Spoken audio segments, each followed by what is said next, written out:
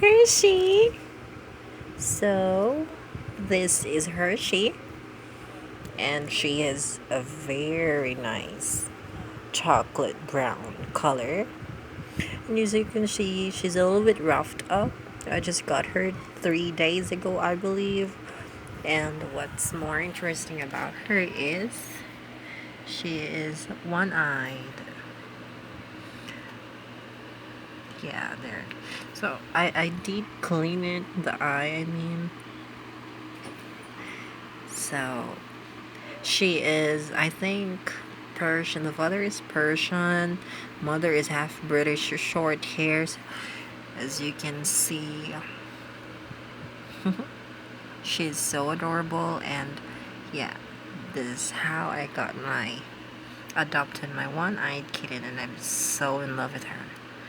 Tick tick tock tick tock, Herty Herty Herty. Sloop sloop la, sloop sloop. Say bye, Hershey. Hershey.